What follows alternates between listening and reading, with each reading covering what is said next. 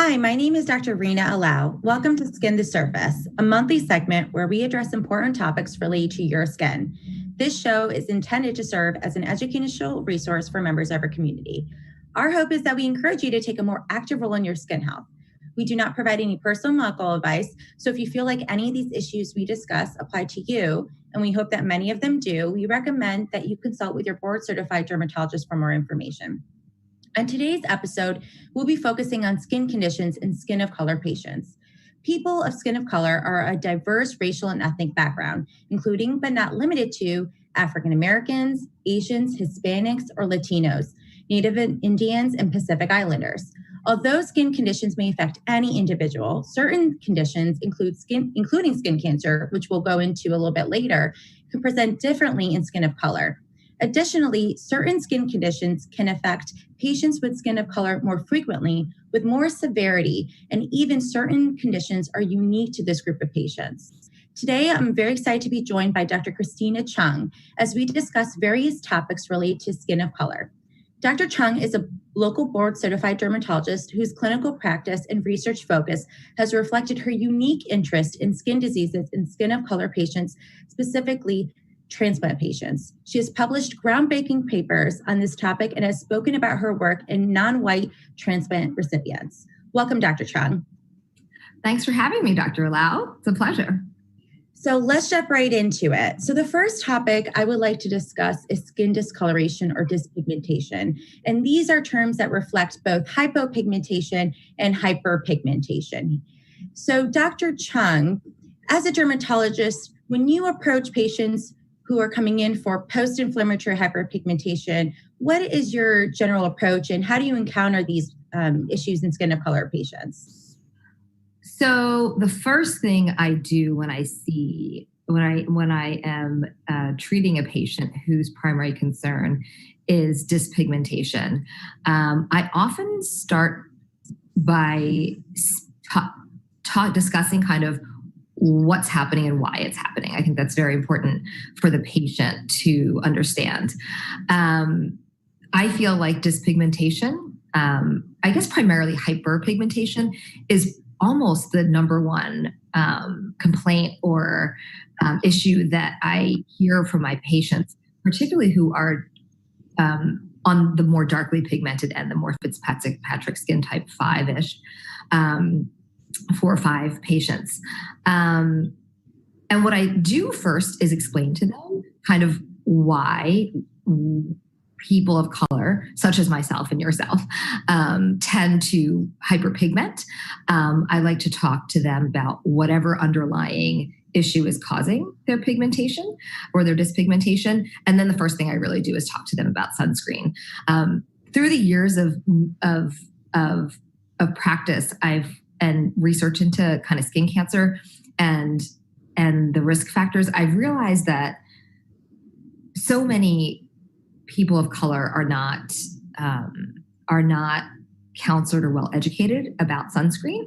So I really do talk a lot with them about the importance of sunscreen and why for people with skin of color that it might not be the number one factor in preventing skin cancer, but it may be the number one factor in preventing dyspigmentation related to age or treating refractory hyperpigmentation due to like inflammation from eczema or pimples or things like that. So I've kind of shifted my focus to trying to counsel the patients strongly about how sunscreen, how much sun plays a role in pigmentation and how sunscreen, at least for them, may not be so important to prevent a skin cancer, but may be very important to preventing dyspigmentation and kind of sun-related aging of the skin as patients age or as they treat or go down the path with eczema or pimples or any sort of inflammatory condition. Mm-hmm. No, that's a great point. Oh, no, I was just going to say that's a great point because I feel like that's a great way to convince patients of, I hear a lot from a lot of my skin or color patients that they don't think that they could ever have or at risk for having skin cancer and they don't need sunscreen. And so that's a great, way to convince them to use sunscreen is to prevent or minimize the the risk of having that hyperpigmentation. In terms of when patients do have that hyperpigmentation, do you counsel them on certain safe skin lightening practices or laser procedures? So I don't really like to call it skin lightening. I kind of think about for folks of color, one of the biggest problems is just dyspigmentation. They kind of get the light skin, the darker skin, the tan patches. And so I feel like one of the biggest complaints is kind of the skin is just not even toned. So I feel like what I like to do is I like to talk to the patients about remedies for evening their skin tone out, so that their skin tone is homogeneous, whether that's light or dark. I like to think about, I think that all of us know that in the aging process that evenly pigmented skin is youthful looking. Or even if you have eczema or psoriasis and you have dark patches on the skin, most people like to have kind of that even skin tone and don't like to have that residual darkness or lightness or pinkness that's left over from inflammation. So my go-to product is, and I think the studies have shown that the triple combination of Kligman's formula of hydroquinone, a topical retinoid, and a corticosteroid is my go-to therapy for patients who are complaining of pigmentary issues. I do think that there are recent studies that have also proven the safety of particularly hydroquinone. I think that's definitely been the one controversial ingredient in the past. The triple combination, I think, does a very, very good job. I think that obtaining the product sometimes can be a little bit difficult, but I like to definitely start there, counsel the patients about proper use of such a product. And then usually I encourage patients to, depending on their skin type and tone, I like to encourage them to perhaps consider laser therapy. Salicylic acid peels tend to do a very good job as well if you do them in succession. But a lot of those procedures that can cause inflammation in the skin, like laser procedures, like alpha hydroxy acid peels, can lead to some inflammation. So really they need to be pre-treated with the triple combination cream prior. That's a great point. And I know you mentioned skin cancer in skin of color patients. And I really want to talk about this with you because I know this is your a main focus of your research. I often hear from patients that they don't need to worry about skin cancer and that their pigmentation in their skin or the melanin in their skin protects them from the sun's harmful rays. And I'm sure you hear this as well. And I know this is a particular focus of your research, but can you talk to us more about skin cancer and skin of color patients and discuss what patient population is more at risk? Sure. So did you want me to talk about risk factors or particular groups of people? Risk factors, and then what types of skin cancers do we see in skin of color patients, and then when you counsel them, how often should skin of color patients be screened for skin cancers? Got it. So risk factors. So the research that I have done has really been concentrated around organ transplant recipients. So these patients are immunocompromised, which means their bodies can't fight off anything that their immune system would be trying to fight. And that includes infections, and infections have kind of been the focus, I think, of side effects and I guess diseases for confronted by patients who are chronically immunosuppressed. And I think a lot of times people fail to recognize that your body is not surveilling properly, and that one of the things that it does not fight properly is anything that is aberrant, including tumor cells in the skin, or in the body anywhere. So transplant recipients in general not only are, and chronically immunosuppressed folks, that includes patients with cancers, graft-versus-host disease, other patients who are chronically immunosuppressed because of iatrogenic or medical or medicines. And so these patients tend to be at increased risk for all types of cancers. And one of the things that they have recognized, which has shown recently, is that and this is done by one of my colleagues out in California, and that kind of looked at a huge population of transplant recipients around the country at numerous institutions. They piled all their data, and what they found was that organ transplant recipients, because of their chronic immunosuppression, die more frequently of skin cancer post-transplant than they do of any other cancer, including breast or colon. And so we've kind of, the field has kind of really been looking at what types of skin cancers and things like that are suffered by transplant recipients. And when I started our group, Rina, or Dr. Lau, you and I worked together at our program down at Drexel University for quite some time. We recognized that our transplant patients were nearly 3/4 folks of color. And so what was striking to us was that we weren't seeing the rates or types of skin cancers that had been reported traditionally in the literature, but instead we were seeing different trends in the transplant recipients of color, the Asian, the Black, and the Latino population that we served and that we took care of at Drexel. And so serendipitously, my group ended up kind of looking at the trends and kind of what was appearing. And it's not that the transplant recipients of color, it's not that they were not at risk for skin cancer. They were just, skin cancer just appeared at a lower rate. But even the trends were completely different. So I guess to not belabor the topic, not unsurprisingly, people of color who had transplants and were chronically immunosuppressed, we found that those with lighter skin tones tend to develop more skin cancer that was related to the sun. And what was interesting was that there were trends amongst just the larger racial groups that kind of mirrored one another. What was interesting is that when you looked at our white population and our Asian population, that they tended to get skin cancer in the same distribution. They tend to get skin cancer kind of in the sun-exposed head and neck, partially sun-exposed arm areas. You know, we tend to think of basal cell carcinoma and squamous cell carcinoma as sun-related skin cancers, and they were getting these skin cancers, excuse me, in those sun-exposed locations. The Latino transplant population and our Black transplant population kind of mirrored one another, kind of makes sense a little bit more because they tend to have more pigment in their skin. They tended to really develop skin cancer in partially or even sun-protected areas like the groin and the lower extremities.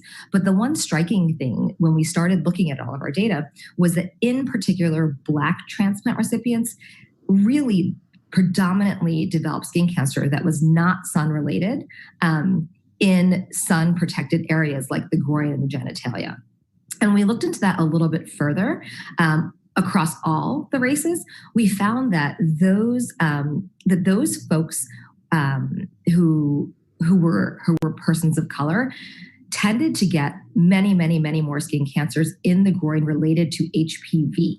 I think a lot of us are familiar with the HPV virus. I think that the community is familiar with the fact that that kind of is synonymous with the wart virus. I think traditionally we think of the HPV virus in the context of cervical cancer because of the vaccines that have been developed against it. So what we found to be very interesting was that while it was not the female genitalia, it was not kind of internal cervical mucosal skin, that the genitalia, the groin, the penile shaft, the vulvar area, that this is where our transplant recipients of color were developing skin cancers. And this is completely separate from the sun, clearly. And what was most striking was that nearly all of our Black transplant recipients who developed squamous cell carcinoma, actually all of them developed squamous cell carcinoma from HPV and not the sun.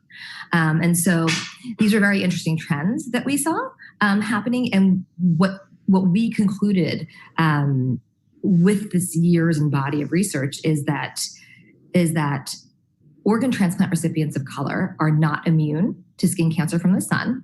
there are risk factors for this, and the incidence of sun-related skin cancer is likely significantly lower in certain racial groups when compared to white transplant recipients, and that there are likely an entirely separate set of risk factors for development of skin cancer in this population, particularly in the Black transplant recipient population, that until now perhaps has not been identified, and that kind of is a space for skin cancer research that really needs to be teased out and have resources devoted to. Because essentially what that means is that what the question that arises from this really is, are we as dermatologists, irrespective of treating populations who are compromised or immunocompromised, are we screening for skin cancer and counseling our patients of color properly about their risk and how to mitigate it? And are we adequately screening the population, or the population of color, for those who are at higher risk? Because I think traditionally our tools for skin cancer risk that kind of divide people into higher risk, lower risk, are really predicated on sun-related skin factors that have been born of a lot of skin cancer research that has been predominantly performed from data from the white population. I think that this is an area that is ripe for research and really needs physicians and stakeholders in skin cancer prevention to kind of look at even more closely. I think that, the dermatology community in general knows that people of color tend to develop skin cancer, tend to not know they can be at risk. I think they tend to present at later stages and have significantly higher mortality, particularly from melanoma as well. So I think this is something that I think that our field in medicine in general needs to address, that one size perhaps doesn't fit all in medicine.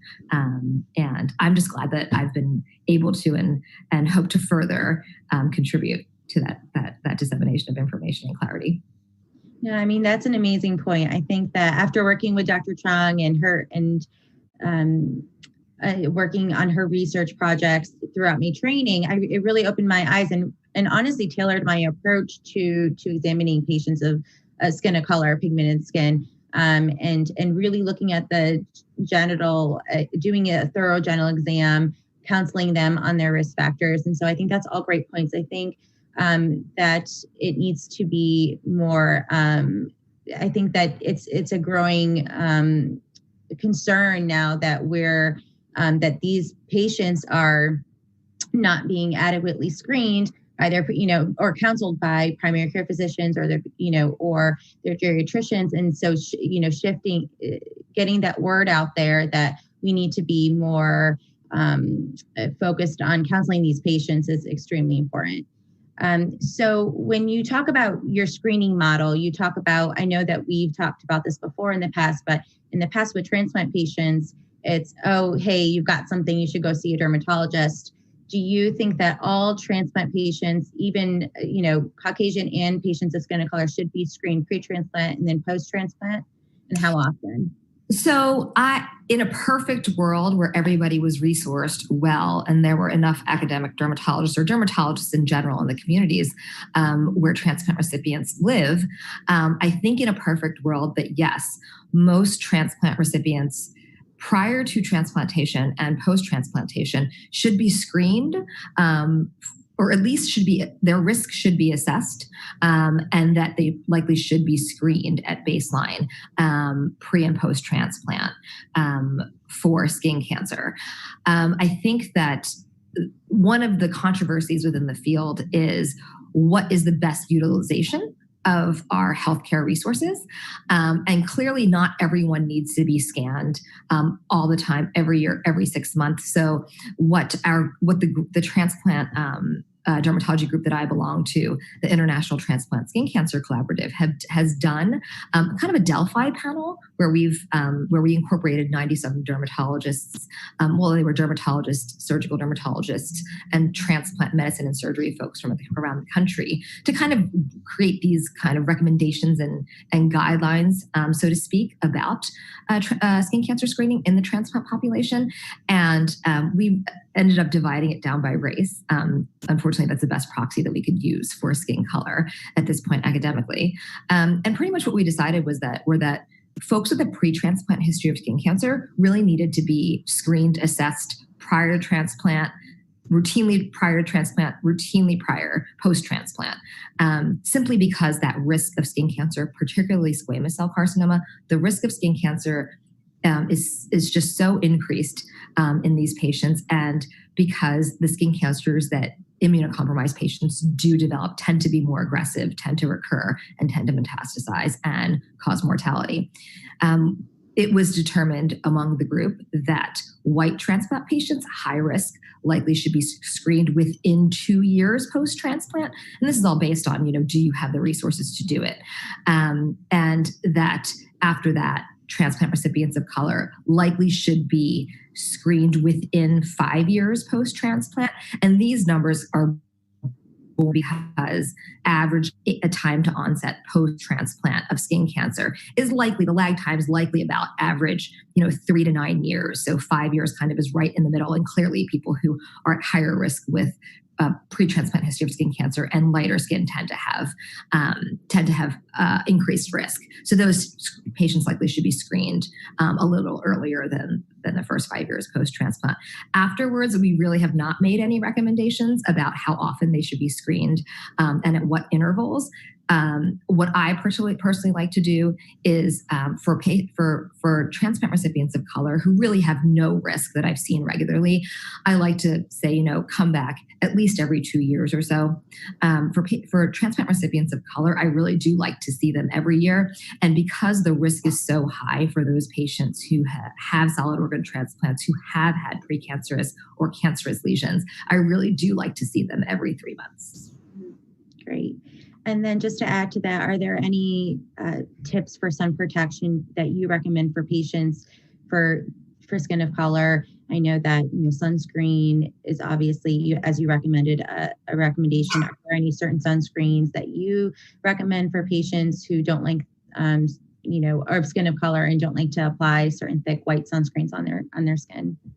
So I do think that this is also a field in the cosmeceutical industry that needs to be teased out further and needs to be developed. And I understand that there are efforts to do so, but it's very difficult for patients who are more darkly pigmented. Even for myself, I find it very difficult to find a good mineral sunscreen that is a physical blocker to apply that doesn't leave a white paste. There are several nice sunscreens out in the market that do have tinted mineral protection. The two I like to recommend are Coats Skincare, mostly because Coats is a local Norristown, Philadelphia-based company that creates wonderful mineral-free, reef-friendly, or all mineral reef-friendly sunscreen, and they have a fantastic foam that is really easy to apply that they do in tinted and non-tinted versions, and they have a whole line of products. So that is probably my favorite go-to product. I just to support the local businesses. Other than that,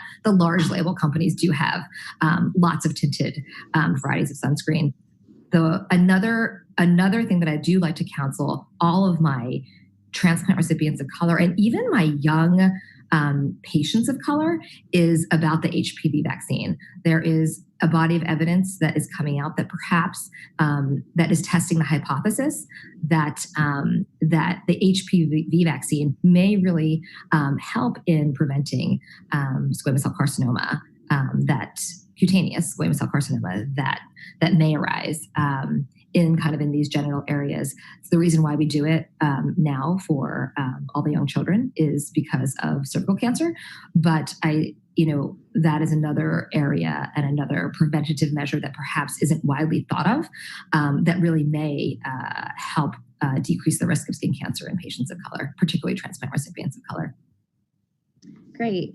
That's amazing advice. I just wanted to thank you so much, Dr. Chung, for being our special guest. That's all we have for today. Thank you so much for joining in today's discussion about your skin. We hope that you all learned something new today. And if you really like what you heard, then please check out our website at skinthesurfacepod.com. I will also post links to the International Transplant Organization website, as well as the Skin of Color Society website, as well as links for Dr. Chung's social media pages and the Philadelphia Phoenix. Thank you all. And as always, stay safe. Thanks for having me.